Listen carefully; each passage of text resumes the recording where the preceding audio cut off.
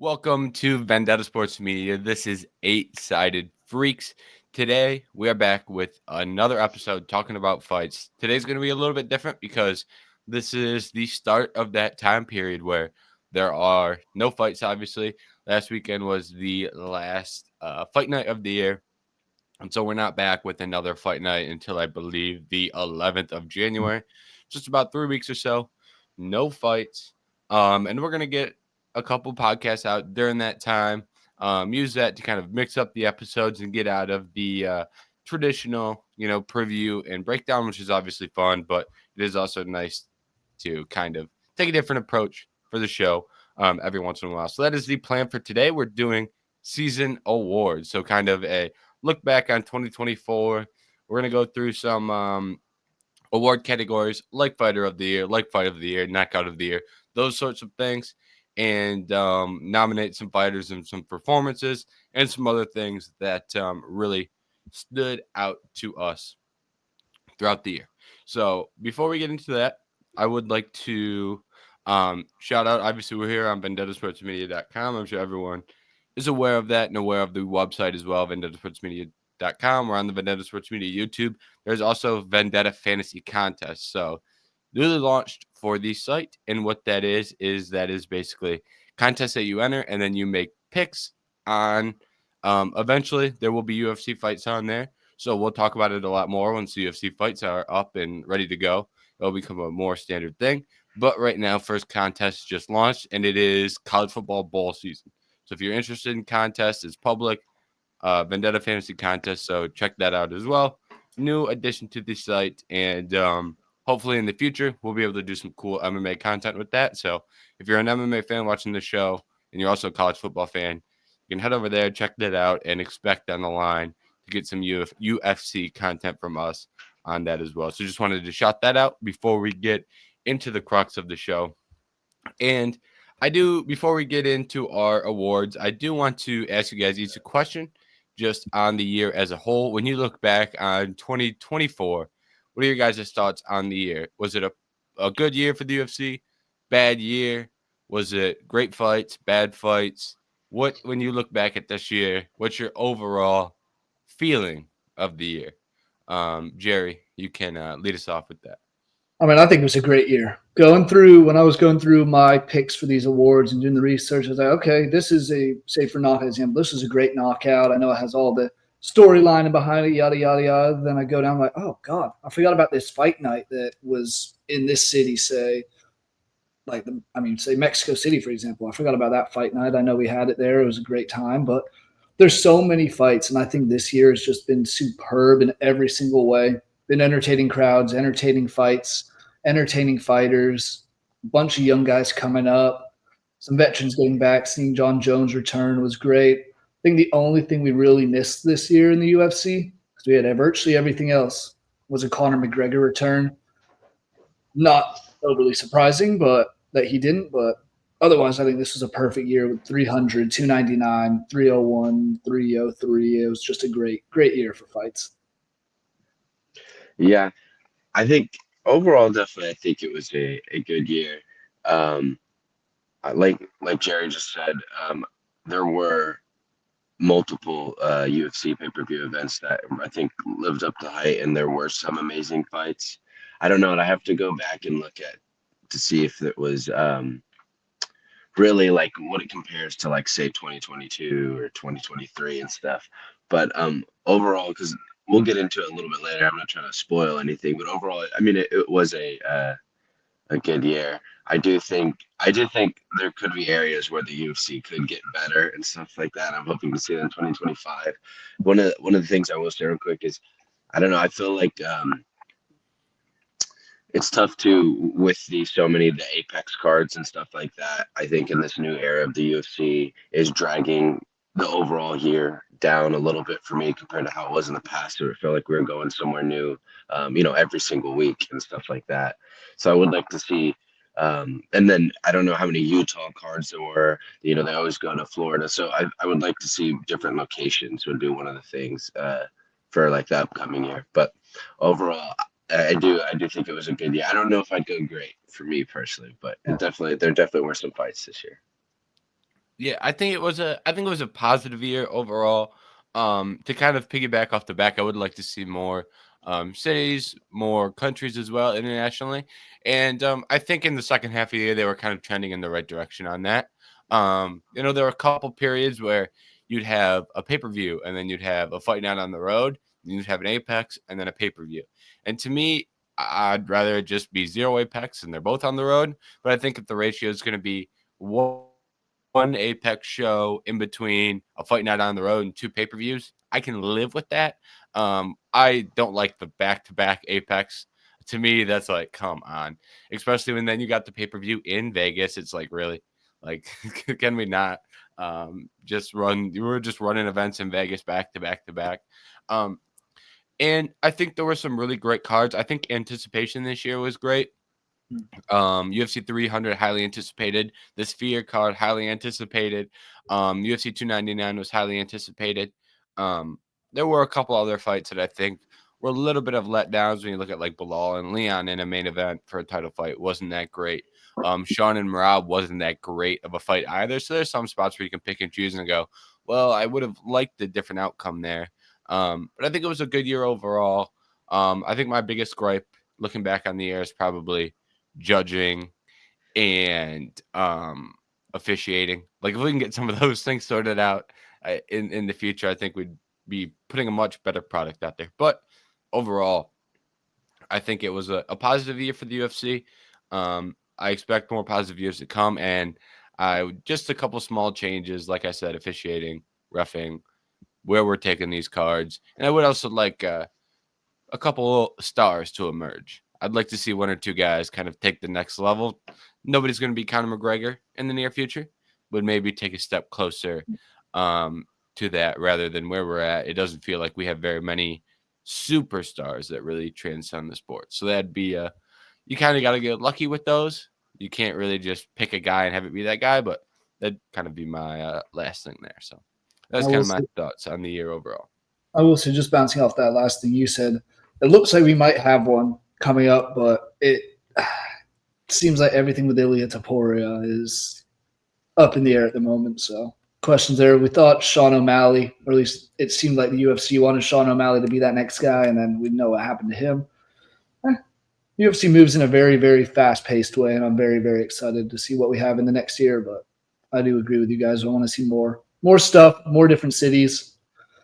Hopefully soon we get done with the COVID Apex and all that, and let the people see the fights, because it's so much better when there's an atmosphere. And there were a couple cards at the Apex this year. I'm like, if they were in front of a crowd, this would be so much more fun. Yep. I agree with that last part. Even like there's some fights that it's like, thank God this was at the Apex. I couldn't imagine having a crowd there. But the inverse of that really sucks. Like I'd take a million bad fights in front of an arena where they start booing, and then not miss out on the banger fights that are in the Apex. So that's what kind of miss out on. All right, getting to awards here. This is the whole crux of the show. We'll start right at the top with fighter of the year. I think there are only a few possible contenders here, but I think we will not all have the same answer. I'd be surprised if we do, but fighter of the year, first category.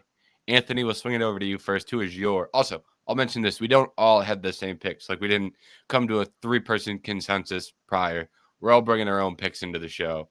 So we all each have our own one, and we can discuss it a little bit once we throw the names out there. So, As I said, I don't think we talked at all amongst each Mhm. other about what our picks are. So this is first time for all of us hearing each other's picks. Yep. All right, Anthony, fighter of the year. Yeah, so I thought I don't know. I mean, I thought there was two answers that were gonna be, the positive answers or the most popular answers.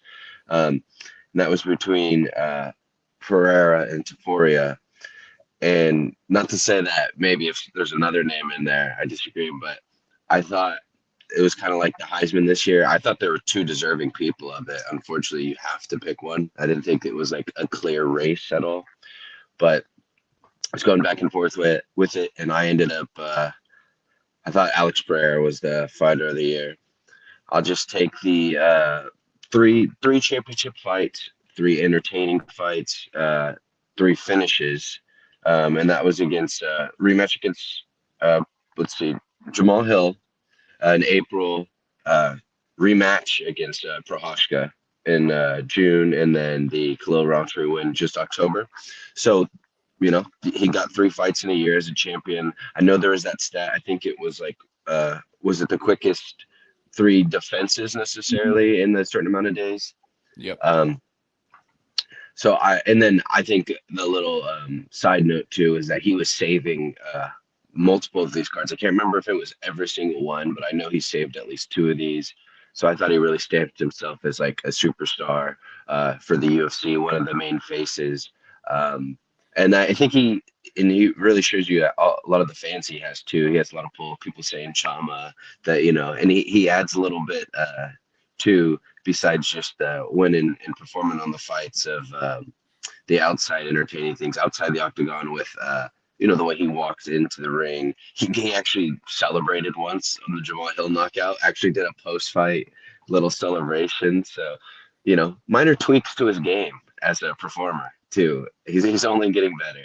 So I think he just had an incredible year. That was it's hard to replicate three knockouts like that in a year, let alone their title defenses. So Yeah, I have the same one as you. I had a toss up between Pereira and Taporia, but it's very much the similar ones. I also want to give a shout out to Pantoja, who I know it wasn't all in 2024. Two of his title defenses were, but in the last calendar year, last 365 days from when the last card of the year was to that time in December last year, he had three title defenses, pretty much cleaned up his entire division. So I want to give a shout out to him as well, just because it's kind of flyweight. And we've talked about it before that. His last defense against Asakura has kind of just dominated that division and has now one of the longest title reigns in the currently in the UFC. But to my pick, it's Alex Pereira. Same sort of things as you, Anthony. He did come in, save 300, save 303. Not that 300, you could have thrown virtually anything up there and it still would have been a great card, but it's the fact that I've tried to go to a fight every year for the last few years or whenever there's an event nearby. Last year at Nashville, they had one here. So I went to that. Didn't see anything really about Alex Pereira. Didn't see anything about Ilia Topuria. I went to the UFC Tampa card last weekend.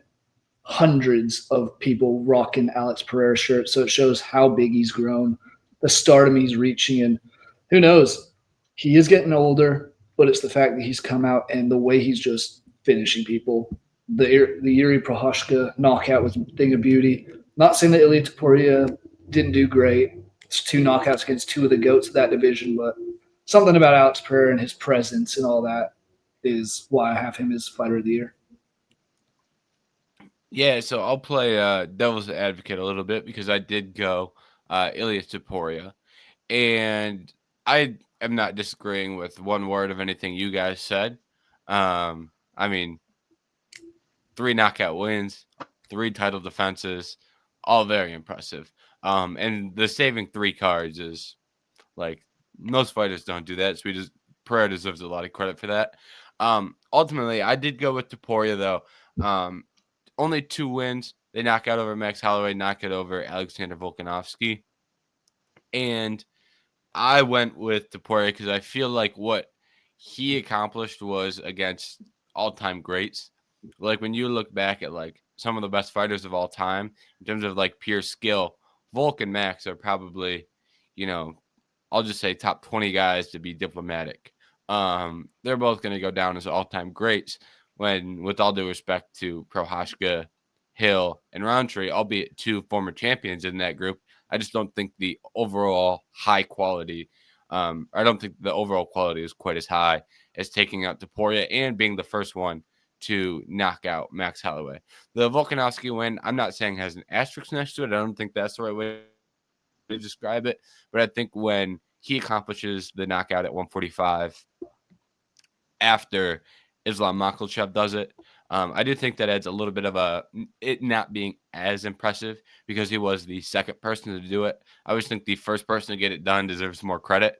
But the knockout of Max Holloway after that, I think, is the real crown jewel. And I think that's the best individual performance of the year. So to me, Ilia Topuria is my fighter of the year. And when you're talking superstars and in the future, I think Ilia Topuria is the best opportunity to be a superstar. I'll talk a little bit more about that later in one of my other categories. But I think in Spain, I think is going to have a potential big presence in the future. Hopefully, we get an event in Spain. And Ilia Topuria, I think, had a great year this year. And I give him a lot of credit for going out there and beating Max Holloway, considering the run Max Holloway was on.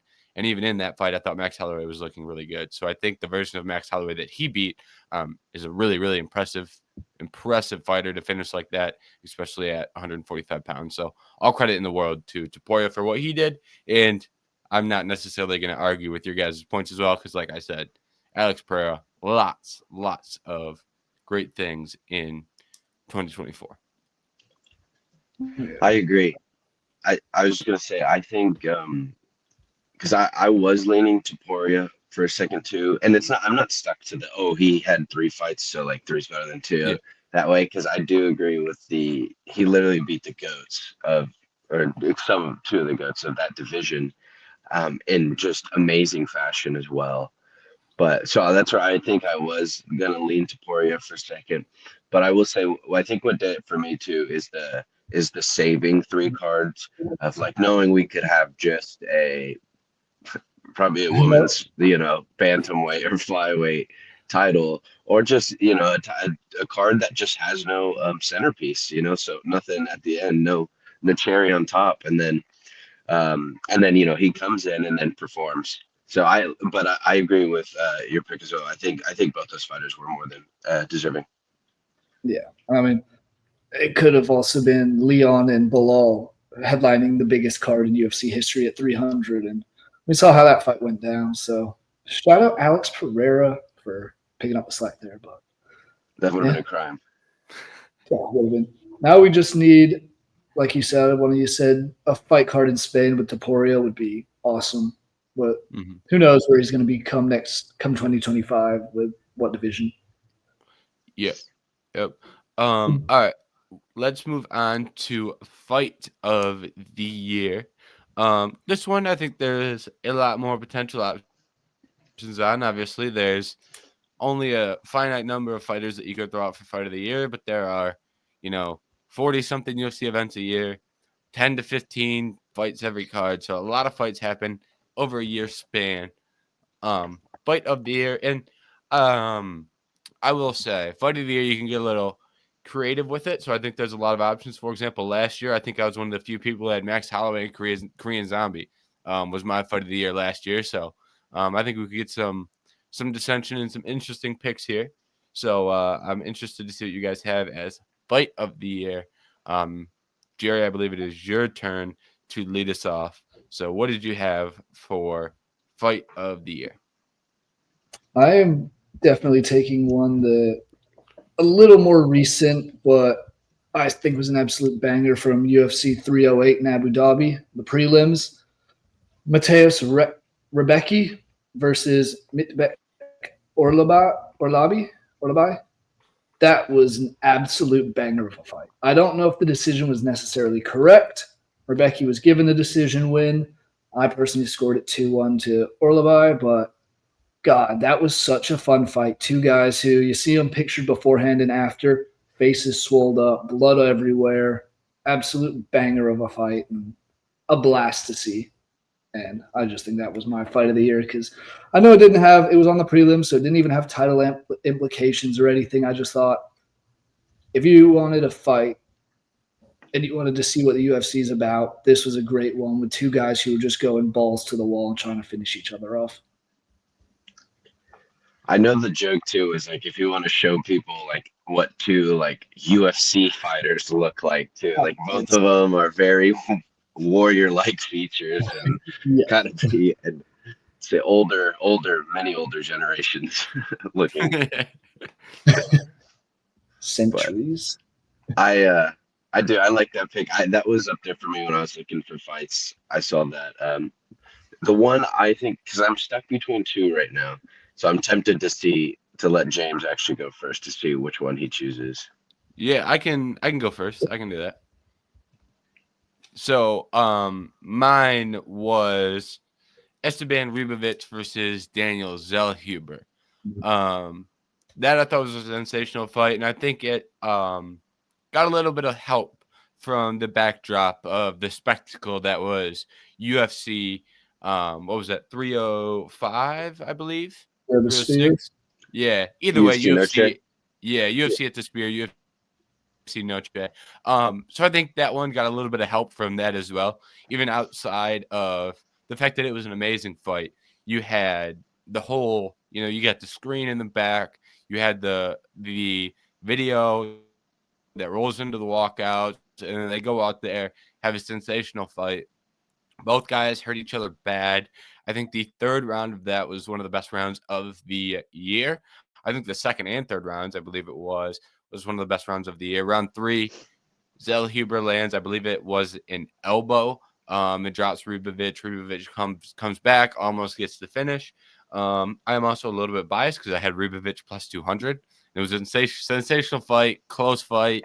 You get the decision win and the plus 200 underdog. So, personally, in that one, that may be a little bit of bias from myself and my enjoyment of that fight. But I think it was a great fight from the pure entertainment factor and then the outside kind of spectacle as well. So I think that hit both sides on that. And I will also shout out, I don't know what your fight is, Anthony, so I don't want to. I'll actually, if you don't have this as your fight, then I will shout out the other fight that I was going to say as well. So I'll wait. I'll hold that one.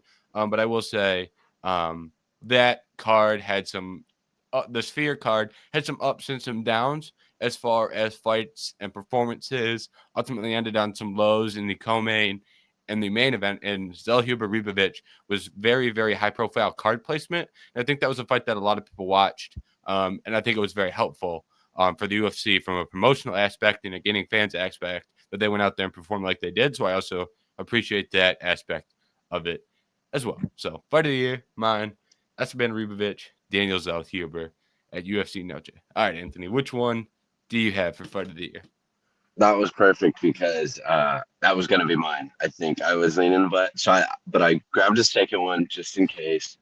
And I did love the Zellhuber one for the whole spectacle of what it was. It was the second fight too. I felt like that Noche card was really building momentum to headed from the prelims into the main card.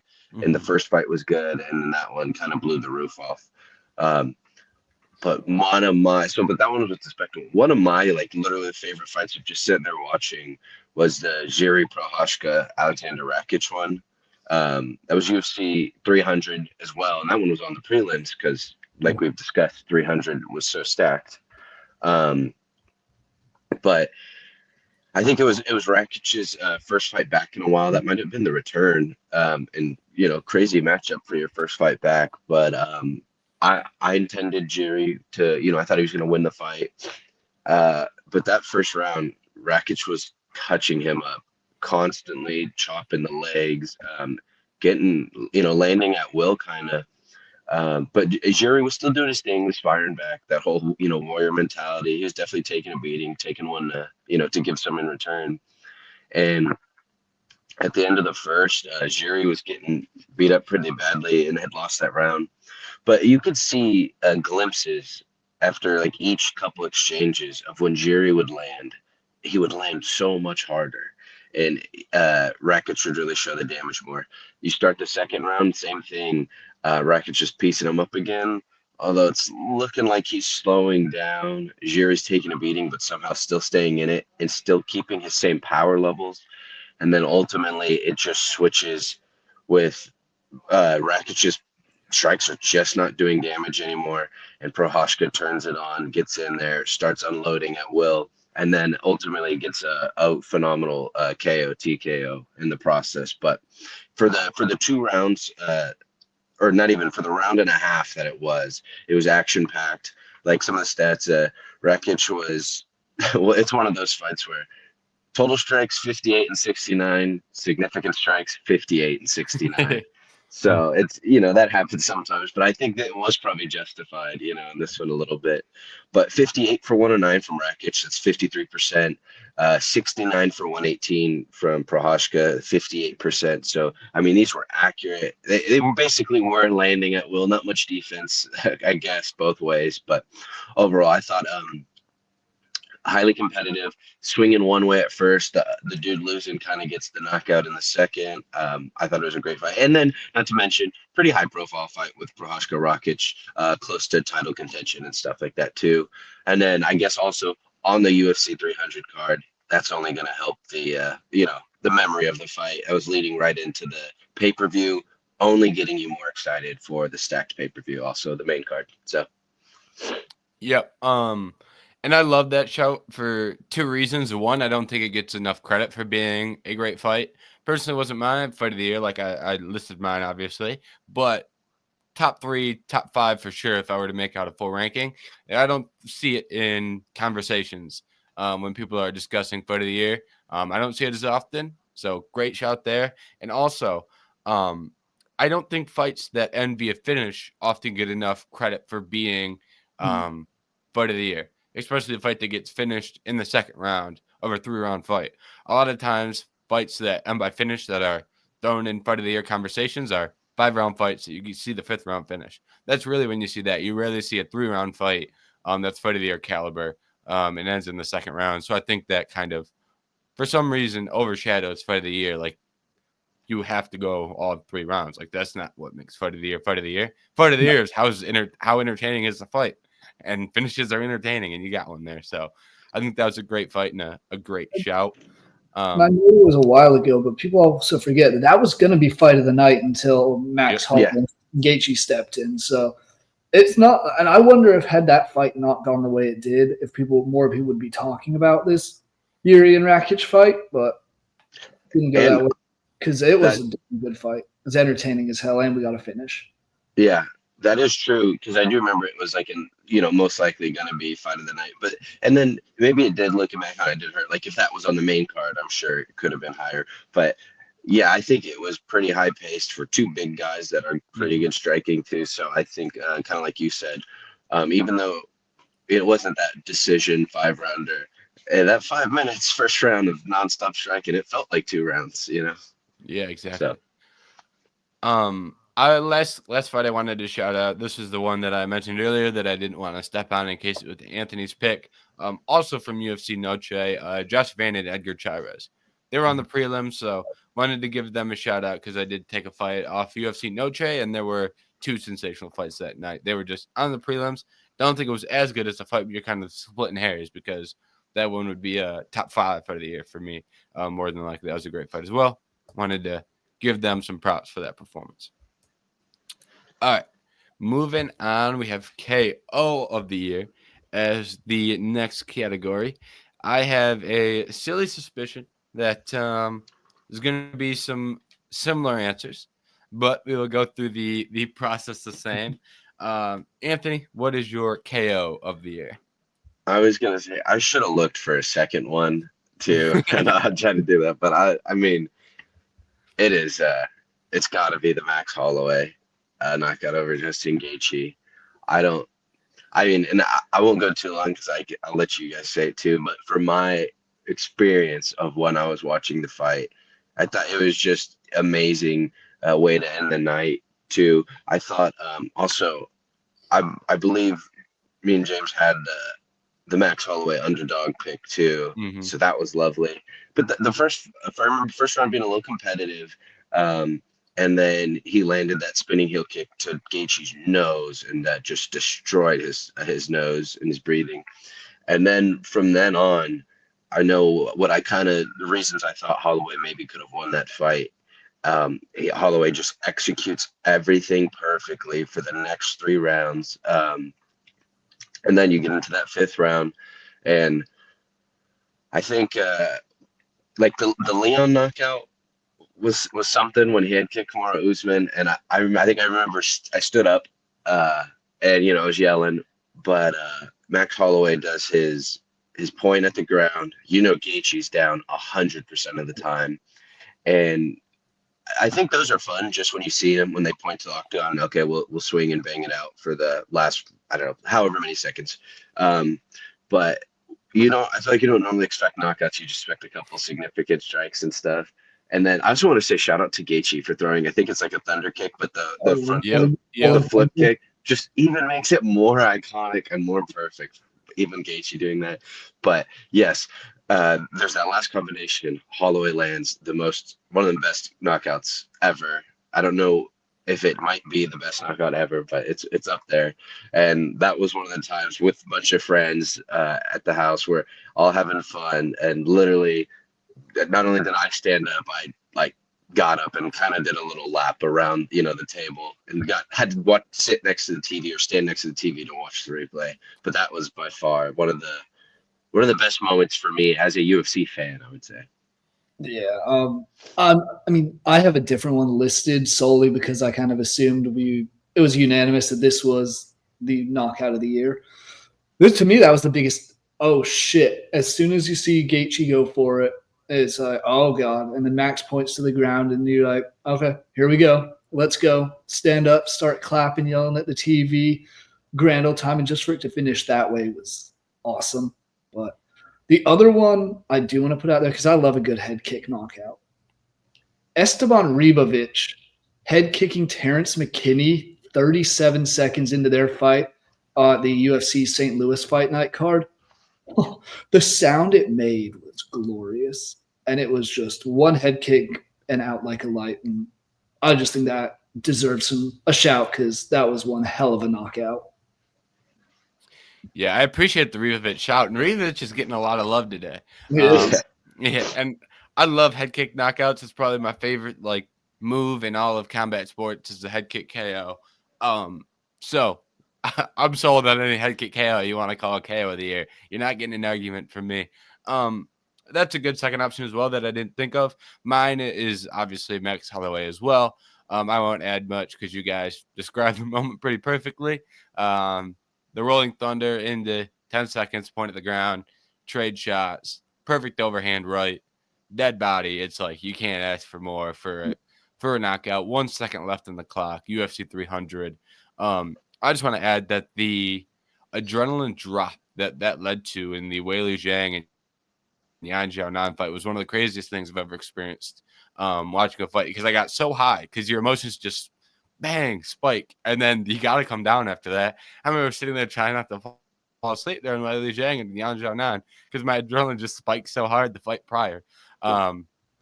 It was a very unique experience that I don't really get from watching fights, and I will also add as well, like Anthony said, that was one of my favorite moments from watching combat sports, period, not just this year. So sensational knockout, it'd be ridiculously hard to top as knockout of the year. I will also add another one just to shout out another knockout that was crazy. Simon Oliveira going out there against Sopaj and landing the flying knee. That was on a random prelim of a UFC Apex card. I remember sitting there watching it and just, it's, not much happening and you're just chilling, watching it by yourself and just out of nowhere, flying knee, dead body. It's like, that's a sensational knockout as well that I did not see coming. So props to him as well for his performance. And Simon Oliveira had a good 2024 as well as a prospect. Yeah. I do have one other that was just a recent one that I thought was a hell of a knockout was Dustin Jacoby, because he was kind of getting beaten that fight against Vitor Petrino and then suddenly put Petrino's head on a full 360 swivel from one punch and watched him drop. So that's a cool one. Yep. I will say, boys, I got called into work an hour earlier today, so I'm going to have to bounce. Can I just run through and give my picks real quick? Sorry about that. All No good. worries. Go for it. Mission of the year, I had two, but I'm leaning more towards Khamzat Chimaev over Robert Whittaker. Just the way I was like, okay, this is Khamzat's first big test. And the way he dismantled Whittaker with ease, took him down, choked him out was awesome. Other one was also a middleweight fight, DDP submitting Izzy Adesanya. Just the way he did it, knocked him down, took his back. Rookie of the year, I had a hard time finding anyone who had a better year, period, than Carlos Prates. 4 fights, 4 knockout wins. Stellar way to make your entrance into the UFC. Another one that I think might be unanimous event of the year, UFC 300. I think that was hard to beat. And then I have 2 surprises of the year. This is a fun category James put out there at the very end for us to wrap up on. Joaquin Buckley moving back down to welterweight and now being 6-0 at welterweight on a 6-fight win streak and with quite a few finishes. He's looked very, very good. The other one I have, Anthony Smith. Have to give him a shout out because he's probably the most entertaining fighter. Goes to Rio de Janeiro, Brazil as a plus 500 underdog and submits at the time 11-0 Vitor Petrino in the first round. I don't know if any moment in fight surprised me more than seeing Anthony Smith go to enemy territory and get the submission victory over a much more talented and younger Brazilian. It's like a Rocky movie. It is. It really is. And then he promptly went and lost 2 straight fights. Now he's going to retire. But pleasure, guys. Enjoy the rest of the show, guys. Thanks for watching. I will see y'all in 2025. See ya. All right. We will close out the show with, well, not really close out. We still have quite a few categories to get through. So Anthony and I will continue our route. So Jerry kind of laid out the roadmap there, so you guys kind of know what to expect for the rest of the episode. Next one on the docket, submission of the year. Jerry threw out Khamzat Chimaev with a shout out to Dricus du Plessis. Anthony, what is your submission? Well, I'm not picking that Chimaev one. I just can't do it. So that destroyed my heart. But I will shout out the Dricus one because that was maybe going to be I ended up going with another one. So that was second place for me. Just because I thought the fight as a whole was good, but I didn't think really many people expected him to get it done by submission. And what a way to kind of not end the rivalry maybe too, because I don't know if Adesanya is getting a chance back at him, but what a definitive win to really stamp his throne and say like, hey, I kind of deserved this shot. I know like his path maybe wasn't the most wasn't the hardest one. Maybe he got helped a little bit, and then I know that fight some people didn't think he should have took the belt from Strickland.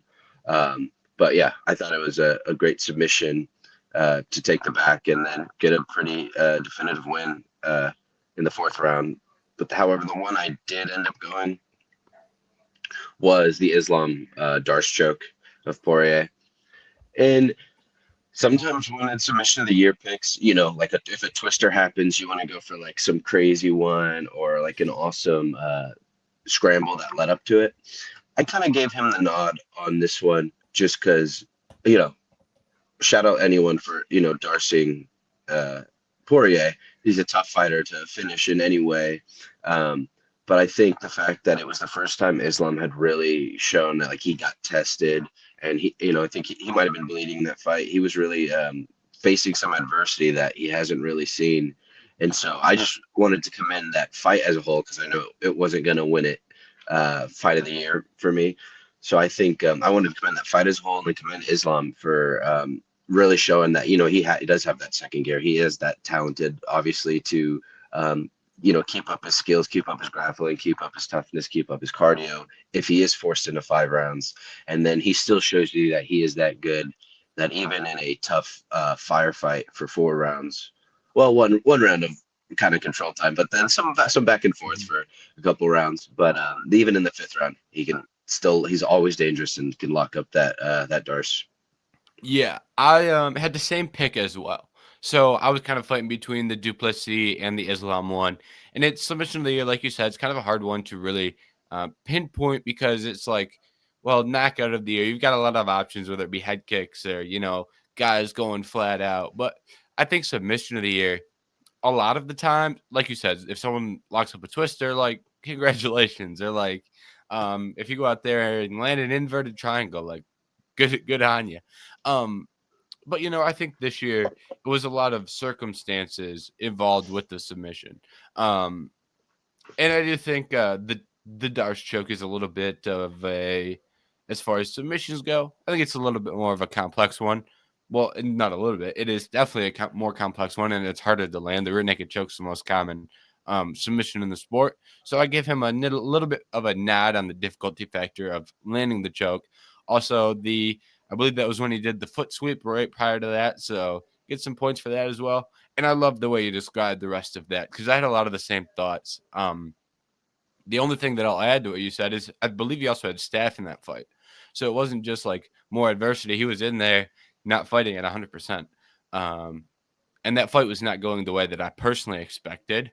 I thought he was going to go out there, dominate him, get the back. And like he got the back and didn't get the rear naked choke. And to me, that was really shocking. And Lord knows, I honestly don't know what the scorecards were looking like. But I remember that being the type of fight where like, Islam was winning, but that's the type of fight like you don't want to play around and let that one go 5 and just see what happens. Like, just go out there and finish that one because that'd be a bad one to lose on a robbery. And Yeah. it was close enough to where if someone really wanted to justify some Poirier rounds, they would have been wrong. But you can be wrong and submit the official scorecard.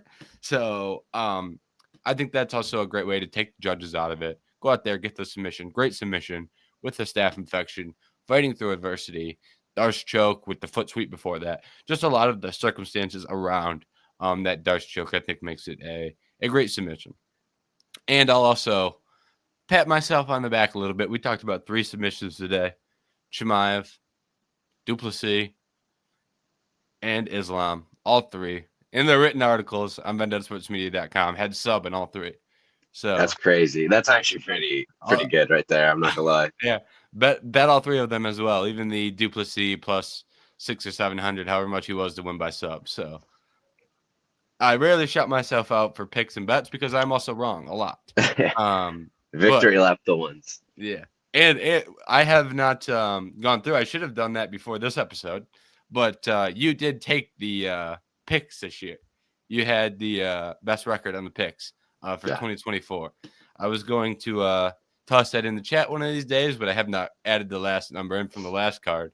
But I think me and you were the closest, and we had a lot of similar picks. So no matter what either of us did on that one, I don't think it was mathematically enough for me to pass you. So you get credit on the award show for having the best record of 2024.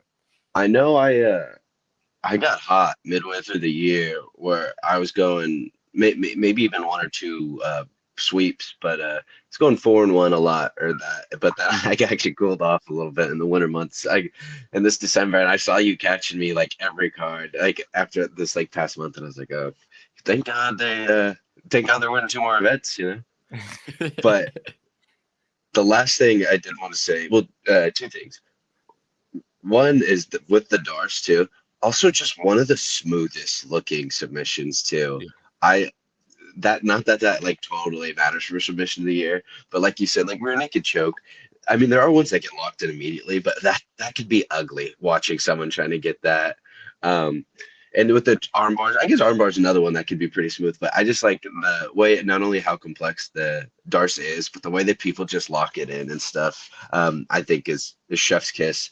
And then the other one I wanted to shout out a little bit was the Paddy submission over Bobby Green, just because Paddy had some haters and some detractors, and I thought quickest way to shut people up, and then super nice submission. Although not that Bobby's like, you know, elite, but I thought that was a good win for Paddy for some of the discourse around him, and to prove that, you know, he still has that threat, and then did it super quick too. So I thought that was a good submission as well. Yeah, I'm with you on that. I am not the biggest Paddy Pimblett fan, and when you mentioned Paddy Pimblett has haters present, I'm right here. But yeah, that was a good submission as well, and he deserves some credit for that one. All right. We got Rookie of the Year up next. And Rookie of the Year, you've got a lot of options. And this one can kind of be a complicated one because, you know, you've got people like Kayla Harrison who made their debut. And then you got some fighters who are just signed and have a couple fights. Some fighters coming off contenders. So you technically have a lot of options here for Rookie of the Year. Jerry threw Carlos Prates out there. I also had Carlos Prates, so I'll just go a little bit on depth in that or on that one before I throw it over to you. Prates 4 fights this year, 4 knockouts, all in very, very, very brutal fashion. Neil Magny, the latest, but he also went through Trevin Giles, Charles Radke, and someone else. I cannot remember the last person. I will have it here in just a second. Carlos Prates, but I think his performances and Li Jingliang was the other one. Oh my goodness, how did I forget about that? Li I forgot. Jingliang We knockout. forgot the best one. Brutal. Too, yeah. Yeah, exactly. Brutal. But it's not just knockouts, it's performances as a whole. Like when I was watching him strike versus Li Jingliang, and it's just straight stand up, and I'm watching this like, oh my God. Like he throws a Superman punch in there. Like you don't see Superman punches anymore. He's lighting guys up with his hands. Very impressive. And I also think he was an exciting addition from a name value factor. Like he already is a fan favorite. I'm not saying he's a superstar or like that. Like he's still a decent away from that. But I think the fans that watch UFC on a weekend to weekend basis, like we do here, I think a lot of people, and the people who watch this show, I think, those types of people have already noticed Prates and are already really high on him. So I think he made a big, big impression with both his skills and his personality in his first year. And he's also a member of the Fighting Nerds Gym, which has been massive in 2024. So Carlos Prates was my rookie of the year. I agree with that pick. He was going to be my number one, but I grabbed a number two. And honestly, he could very well get the number one nod. To be fair, I'm going to Gene Silva, also Fighting Nerds. I feel like one of the ones we definitely could have done was, like, I'm blanking on the word, but camps, like, but I think it probably would have had to go to Fighting Nerds pretty unanimously. But almost like the inverse of that Pereira Taporia, Silva fought 3 times in 2024, all 3 knockouts.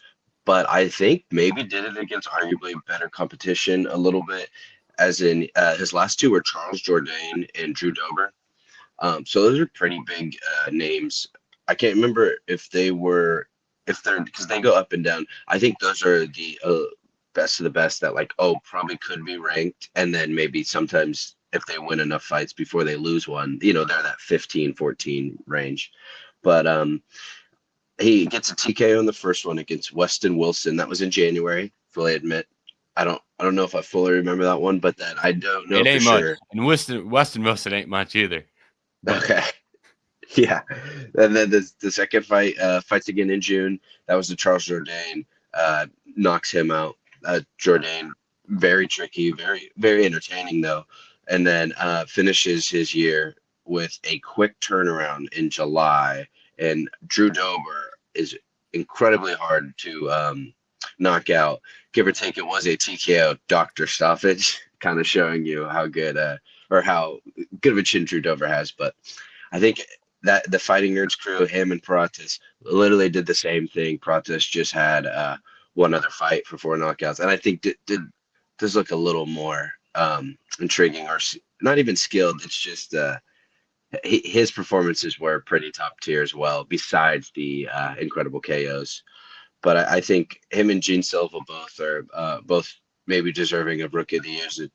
I mean, when we give Pereira Fighter of the Year, or when I give Pereira Fighter of the Year, for winning 3 times, 3 knockouts, they technically did the same things. Pereira's are just titles. So I mean, they're both very exciting, and I don't know. We'll see what they do in 2025 because it looks like they're headed up for the top of the rankings very quickly. Yeah, for sure. I cannot argue one bit with the quality of the competition. And not to mention, like, Drew Dober's a good lightweight. Drew Dober's like a really, really good lightweight. Gene Silva's a featherweight. And I remember doing my preview for that fight, and I've been wrong about Gene Silva. I picked Jourdain and I picked Dober. And I just kind of thought to myself, there's no way that a featherweight whose whole thing is walking somebody down and hitting them with hammers. That's his whole thing. His whole career is just getting in someone's face and hitting them with hammers. I was also wrong about Silva in my Dana White Contender Series prospect write-ups. So I've been wrong about Gene Silva all the way. But point being, I remember writing a preview for that fight and saying, just like, there's no way he's just going to walk Drew Dober down and hit him with big shots. Like, Drew Dober's bigger. He hits harder. I just think that's like he's going to do that to a guy who also does that, but is bigger and better. I just cannot grasp my head around that. Like, I could not think it was possible. Then he went out there and did it. And it's like, well, that's really impressive. Because in my mind, I was like, there's absolutely no way he's able to accomplish by winning, by doing that thing that he always does. He goes out there and does it. So, I mean, credit to him. Because to me, I thought it was a terrible matchup, and he went out there and proved me wrong. So those types of performances, you really got to tip your cap to. Because, like I said, I'm wrong on picks, but I personally believe I'm rarely wrong when I'm really confident and like, no, there's no chance that happens. So, like those are the ones I'm usually like spot on, but I was very, very confidently wrong about Gene Silva in that one, which I think is rare. So he deserves a lot of credit for that string of performances. I want to say I was right there with you, and I think it went 0-2 in the same way. I've seen Jordan fight, numerous times, and I know I was like, oh, I mean, yeah, Silva got that first knockout. I was like, but Jordan's a crisp, clean striker. I like the speed and stuff. Did not matter. And then same thing, I'm a big Drew Dober guy as well, and did not matter. Just Gene Silva is inevitable apparently. So. Yeah, I hope Gene Silva just fights someone really bad, and I can just take Gene Silva and he goes in there and knocks him out. Yeah, and then we're just all back on the right path with Gene Silva, because right now I'm not picking his fights correctly.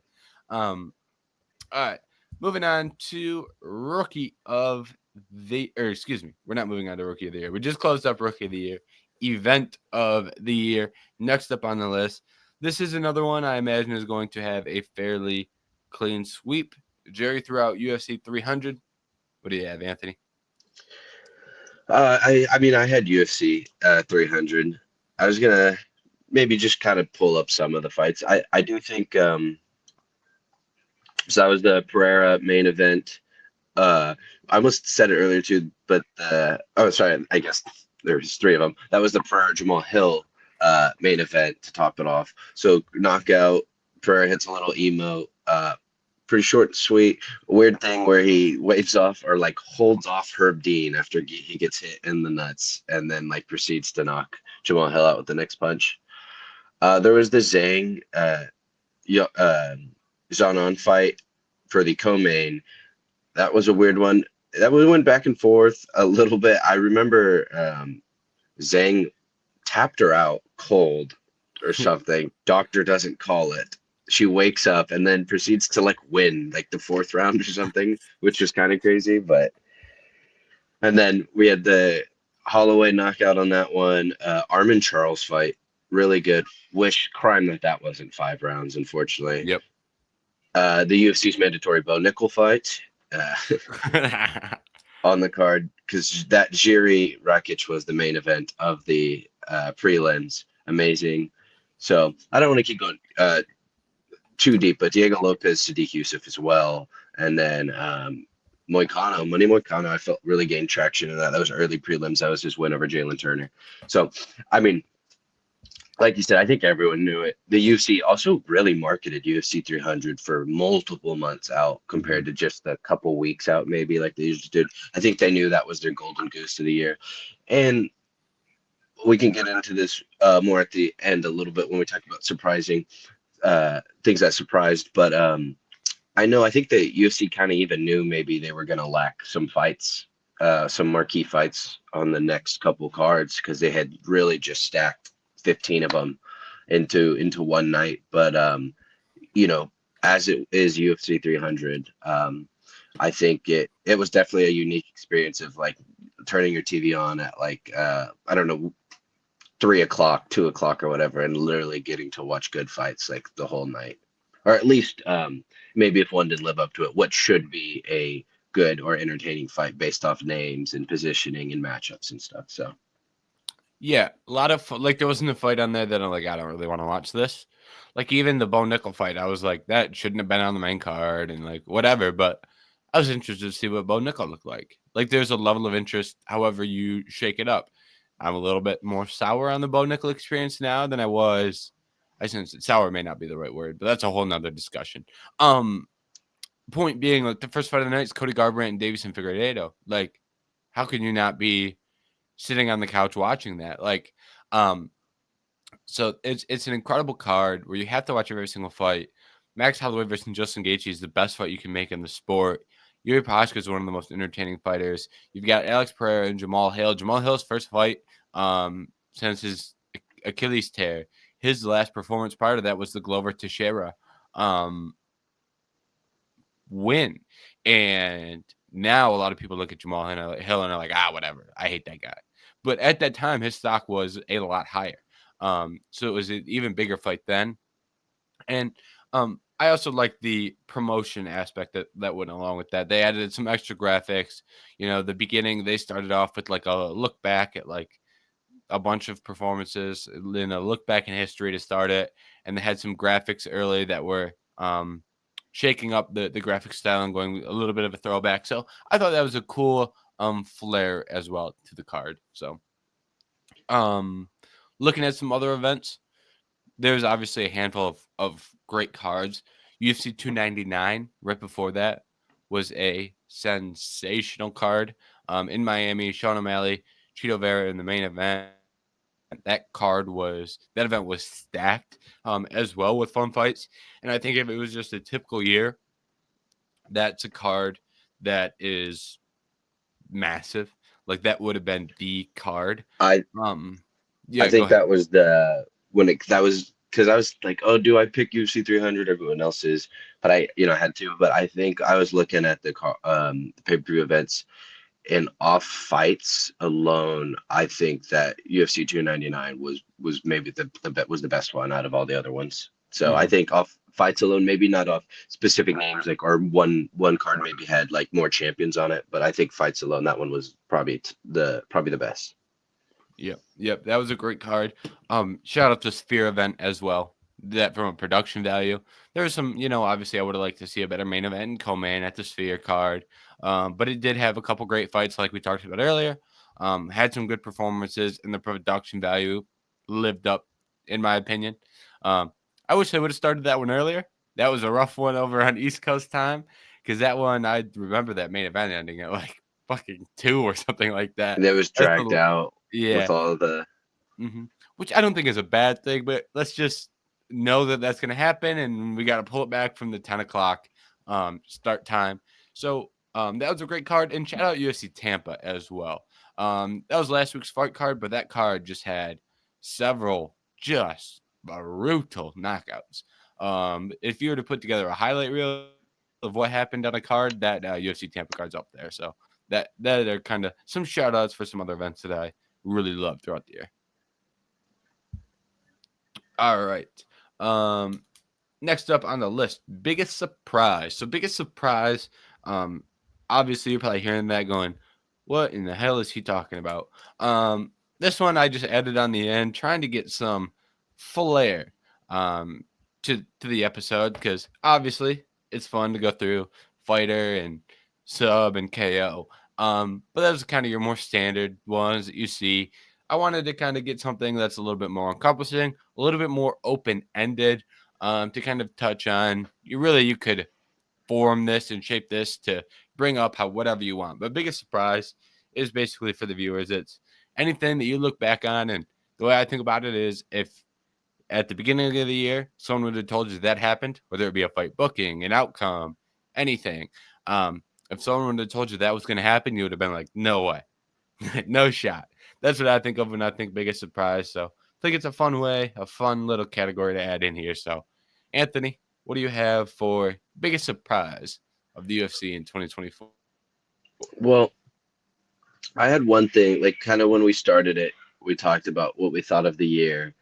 And I was going to go a little bit more into the UFC Noche, kind of like you just said. So I'll say for one of my quick surprises was the UFC Noche event. at the Sphere. Obviously, I guess you can't do that other places. It is literally only at the Sphere. And I remember watching it, well, watching it live and stuff, and I enjoyed it. I thought, but some of it I thought was gimmicky a little bit. But I think the more as I look back on it, I realized that was super cool. I thought I actually like. I only have fond memories of looking back on it, compared to I might have been more a little, Ebenezer Scrooge while watching it, being like, "Oh, this is just for casuals and stuff like that." But I I was surprised that, and I like to see this, that the UFC is taking swings though, and trying to do things like this, because I thought that worked out, and I would love to see another one in the future. I don't know how the numbers look money wise, because I know that was a whole thing, but so I would say I was surprised that the UFC is taking certain swings like that. I know they always try to go hard for like UFC 100, UFC 200, UFC 300. I was surprised they went out and made 15 straight great fights. So that was the good thing, I'll say. I was surprised that the UFC is kind of not trying to evolve necessarily, but still taking good swings. Like, it's showing they do care about their fans. They are trying things. Now, on the negative side of that, I was surprised how poorly UFC scheduled the fights this year with the main events for fight nights. I thought it was just continually a little disappointing. The way they structure their cards, I was surprised how bad they were at times. And I feel like we're not like the hardest people to please or fight fans to please, and I don't think we're like overtly negative all the time. But I do think there was too many times where me and you were just, and Jerry included, were just a little disappointed in that what a certain fight was the main event, and then like you said earlier, 3 Apex cards back to back or something like that. I'm surprised that the UFC is still doing that. Um, but so overall, that's why when this year I think it's good. But when one of your main problems is like judging and the refereeing, and my main problems is their schedule, and it feels like they're not trying enough, like that's something you can't blame on athletes and fighters. Mhm. Like, that's an organizational issue that needs to like get better, and they're hitting new highs and gaining new fans, and it's like those are the things plaguing the sport a little bit. So that was my two surprises, my little rant, um, Mhm. and a little recap of the year. I do have one funny surprise, but I'll let you answer Uh, just so I don't take it. One lighthearted one, yeah. uh, um, I just want to add off the back of your scheduling discussion because I feel like when it comes to fighters, right? A lot of people watch fights and they'll watch fights like I know people who watch fights who have no idea who's fighting. But I tell them, hey, these are good fights. These are ones you should watch. Like, this is a good card. And they watch and they either enjoy or they don't enjoy based on the quality of fights. Um, but when I look at me personally, um, we do this podcast. I write previews. I write best bets. I try to track bets. I watch Dana White Contender Series, every Dana White Contender Series, recap Dana White Contender Series, and then rank all the prospects. So my point here is I've probably watched 99% of the UFC fights that happened in this year. Um, so when I see for example, when I pull up the next UFC card, I'll know pretty much all the names. So I am an easier person to please when it comes to booking fights that I deem good or entertaining. You know what I mean? For example, today the UFC booked Cody Haddon versus Ilya Toporia's brother. I'm interested in Ilya Toporia's brother because it's Toporia's brother. Cody Haddon was a guy I thought was really good on Contender Series. That fight appealing to me. There are probably countless number of UFC fans that couldn't give a shit about that fight. So I'm an easy guy to please when it comes to these type of things. But I completely agree with what you said. I'm probably one of the easiest guys to please, but I look at some of these events and go, what is going on? Like the couple things, like I hate the back-to-back apexes, which we've talked about. For example, I was just going through the events. Why are we running Main event, Roman Dolidze and Nasruddin Imavov. Not a bad fight at the Apex. Then we got to run it back with Hermanson and Pfeiffer. Not bad fights, but like, do we feel like these sell out arenas? Or do we just know they won't, so we put them in the Apex? Because to me, I think they're deciding what they want their main event to be, and then going, well, that doesn't fill out an arena. Toss it in an Apex. So to me, like, and I like Joe Pfeiffer, and the main event is Danny Ige and Andre Fili. So like, there's things I like about these fights, but like, to me, the overall quality is just not good. Here's another example: Jairzinho Rozenstruik and Shamil Gaziev. Headline a March 2nd card. That is a terrible, terrible, terrible fight. That should never happen. Yeah. And you can see some of these. Another thing I hate with matchmaking is when I can look at a fight and know it's an obvious setup spot truly meant for one fighter to succeed. It doesn't feel like the right form of competition. For example, on this same card, we have Muhammad Mokaev versus Alex Perez. It's a clear setup spot for Mokaev. Perez has dealt with every injury you can imagine. Hasn't fought in years. So we give him the new guy. But he's still ranked. So if Mokaev wins, he can move up. Then Mokaev loses, and they still score the fight for Mokaev and pretend nothing happened. So things like that are crazy to me. Or when you give Steve Urseg, Matt Schnell, so you can knock him out dead, and then you have a title contender. Some of these things to me are just very easy to see why they're happening. And then, for example, then you run it back the next fight night card. So you skip a pay-per-view, then you get to a fight night of Tai Tuivasa and Marcin Tybura. Then you have a fight night between Amanda Ribas and Rose Namajunas with a co-main event of Carl Williams and Justin Tafa. And then you go to Atlantic City with Aaron Blanchfield and Manon Fior with Luque and Buckley as the co-main.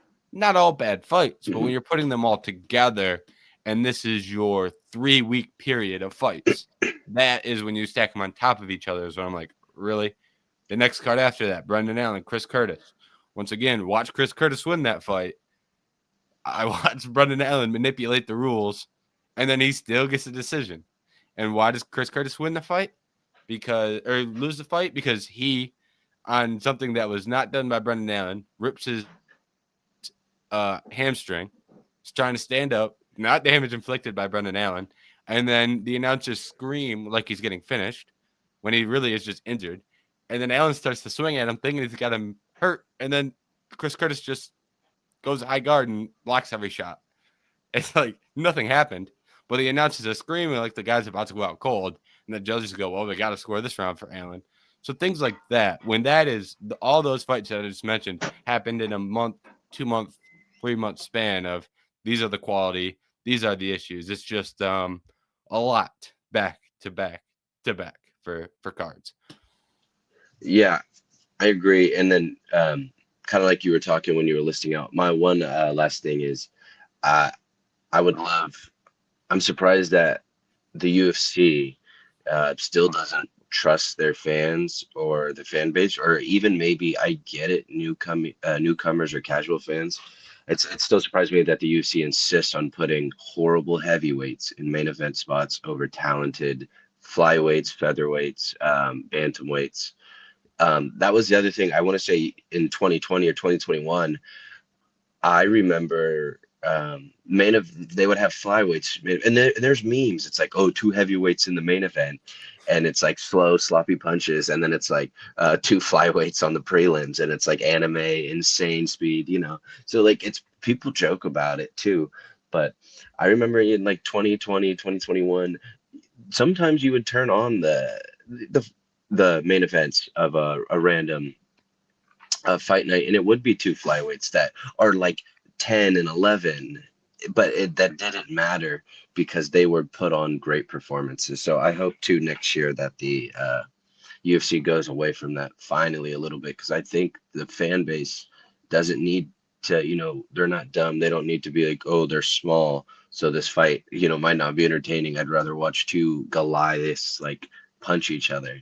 I think it's not we're not like cavemen anymore. I think the average fight fan does have some knowledge when it comes to combat sports. Mm-hmm. So I think UFC should give its own fan base some credit and put on more entertaining fights.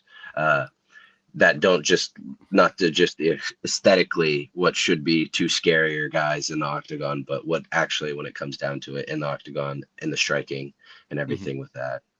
And the worst part is when you say aesthetically, they had Marcin Tybura and Sergey Spivak headline a card.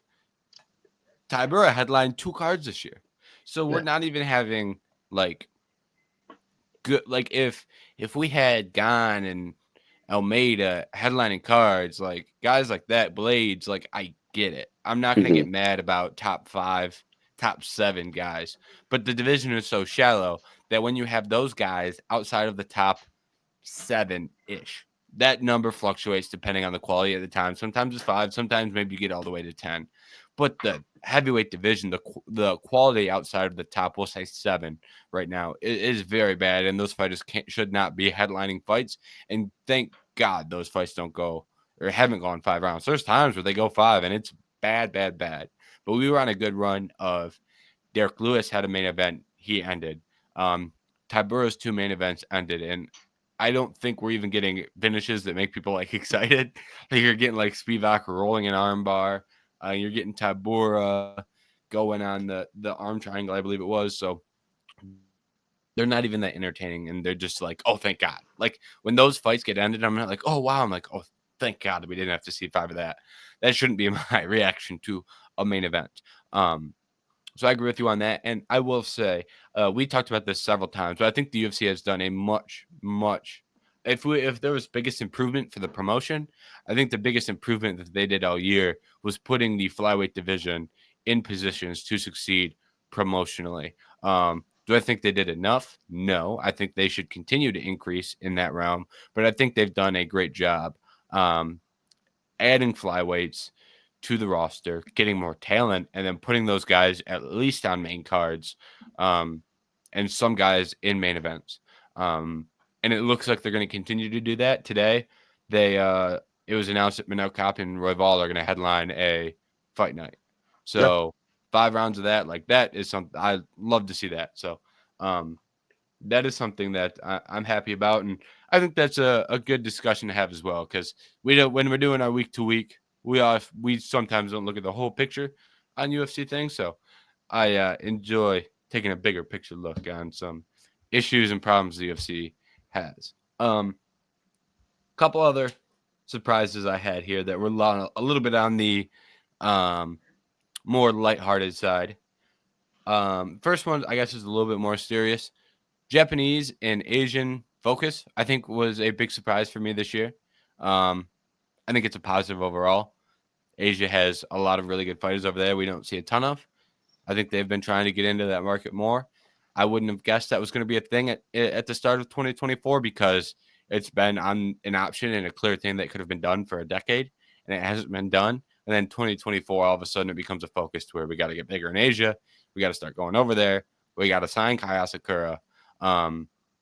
They go to China, have the fight card in China. So I think that was a great, and it didn't feel like they had to. You know, when Korean Zombie and Max Holloway fought, not to say it felt like they had to go to Asia, but it kind of felt like, oh, it's Korean Zombie's retirement. We need to do this. This felt more like we want to do that, which to me, I think is great. So I think they did some great things with Asian expansion. And then 2 smaller ones. I'm shocked that Colby Covington fought Joaquin Buckley. Absolutely shocked that he took that fight. I would have never guessed that Colby was in an octagon with Buckley at the start of 2024. Would have never guessed that. And that to me just never seemed like a fight that Colby would have taken. I know it's a little bit short sighted since that happened last week, but I would have just never guessed that Colby was fighting Buckley. So that's And my last surprise. I was saying to think Buckley, made it that high to where he would maybe even be in the Mm-hmm. position to do that. Yeah. I wanted to say, shoot, I just lost it. What was your first surprise? I just lost it with the Buckley. I had the more focus on Asia Oh, and that's Japan. what I was gonna say. I think that was also surprising because it seems over the past couple of years they've been such a big influence in catering to like the Middle Eastern, like Russian European market over there. They've been really trying to fortify their fan base over there in like the Abu Dhabi cards, and even like doing a card there every year now is what it seems like is going to happen. So to jump from that, all the effort they've been putting into that market to go to the Asian market a little bit more towards the end of the year. But yeah, I thought that was really cool because I want to say 2 years ago there was a fight in South Korea and it was a Korean zombie, headline and stuff. It seems like, yeah, were the few times that they would kind of go there. Maybe Wei Li Zhang, but I thought you said it perfectly. I agreed with instead of feeling like they have to, it really felt like they wanted to and they were actively trying, which is good. And then I guess for my last surprise was funny was I was surprised that see I'm blanking on him now too, but that Michael Chandler would lose the McGregor fight. I'm surprised Michael Chandler wasted 2 years of his prime to not get the McGregor fight and then fight Oliveira, but he made it entertaining enough because he jumped on his back 3 times. So I'm sure he'll get his other fight. So it's good to see him active, I guess too. But when because that season of Ultimate Fighter was kind of one of the ones that put it back on the map too. It was pretty entertaining compared to some of the other ones we've had recently. So to see that hype for that fight at that point, kind of to it be non-existent now is a little bit of a shame. Yeah. I think the way that Connor's year played out overall is a surprise. I know some people are very anti-Connor and go, I saw it coming. But I truly think it was a surprise, all the things Connor has had to go through, because say what you want about Connor, but that was the first time he ever pulled out of a fight. Like when the news came, and once again, people will disagree with this wholeheartedly, and I guess I can't argue. But when he pulled out of that fight, I was shocked. I was very, very surprised. And I guess in terms of a surprise, that whole Connor pulls out, Pereira's in, like that whole week was a Yeah. full of surprises. So, but I think Connor's year as a whole, and it goes from minor injury to now all of a sudden it's December and there's more talks about him fighting Logan Paul than Michael Chandler or anyone in the UFC to me. And obviously he had his legal issues as well, which I honestly haven't looked a ton into. But I know that was, he was in Roadhouse as well. Like Connor's year, maybe that was last year, but they're relatively recently was literally in a movie. Like that was his whole year as a whole was a big, big surprise. And none of it had anything to do with fighting in an octagon, which is kind of frustrating. So it is what it is, but wouldn't have guessed the way Connor's year went on January 1st. I thought he was just going to fight Chandler and we were going to get on with the McGregor experience, win or lose. Now it's kind of in a weird gray area. Yeah, I was excited because I'm not the biggest, hugest McGregor guy. Obviously, I want to see him fight again, but it excites me seeing how excited other people and more casual fans get because it's like there's multiple people that we really like in the sport, like a Topuria or like a Holloway, and that really hypes us up for fights. So it's fun to see other people that UFC might not be their first choice when it comes to sport or their cup of tea necessarily, but they kind of get riled up a little bit when it's when someone reaches that megastar level. But I think, like you said earlier, I'm hoping for 2025 maybe we get some more superstars and someone can break through to that megastar. Yeah. One thing I will add quick on surprises. I'm surprised the way Max Holloway's year went. I just keep thinking of surprises now that I think it is so shocking to me that he's a guy who was a former champion, defended the belt multiple times, lost the belt, fought back to the belt, lost the fight to get the belt back, fights a couple times, doesn't even fight for the belt, fights for the BMF belt. He's been in the UFC for at one point in time was the youngest fighter in the UFC.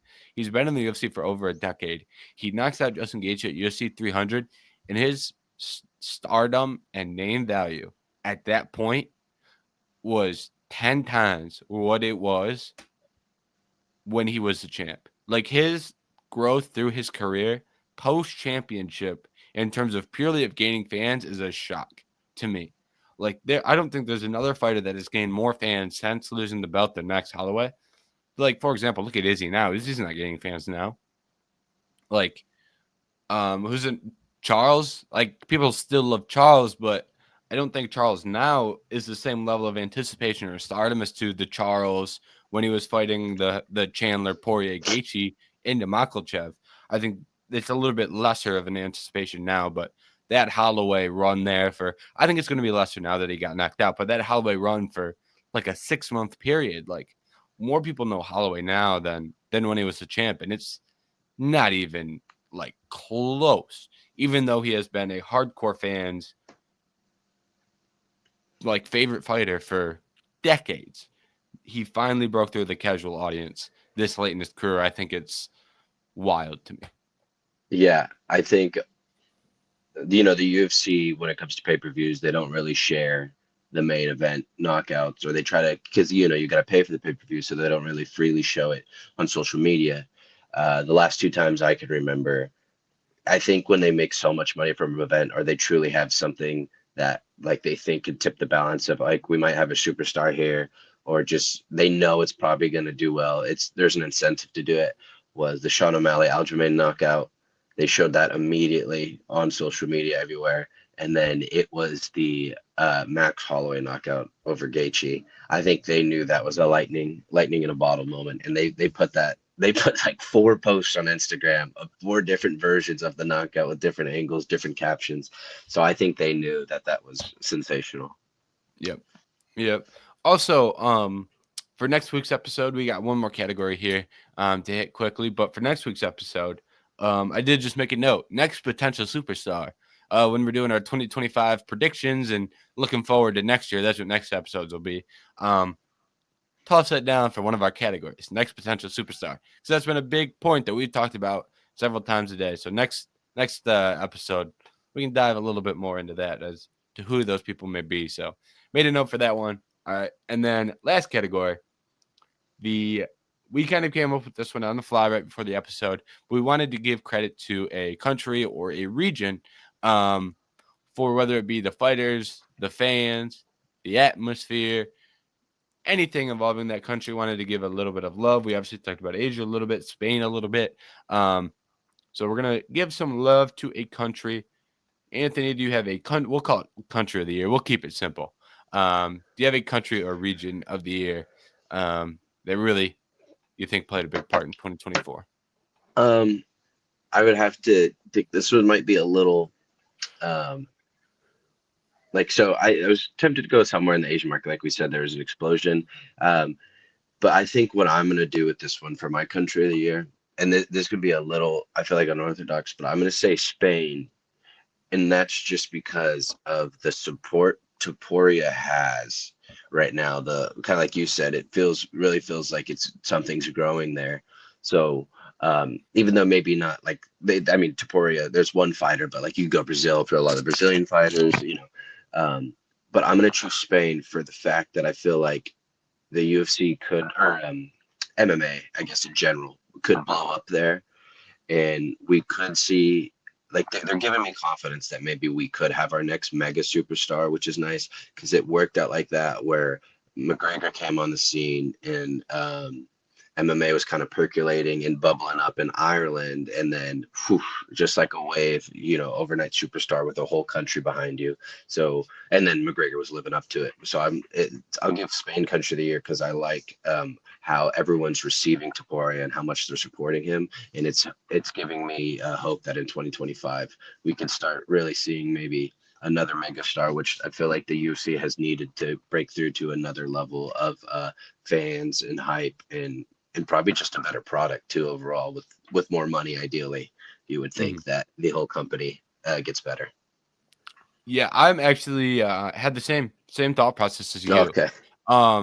I 100% agree. Like, for example, when he won that belt, first of all, the way he embraces the culture itself is massive. Like when he had the roses in the octagon after he knocked out Volkanovski, that was a very cool image.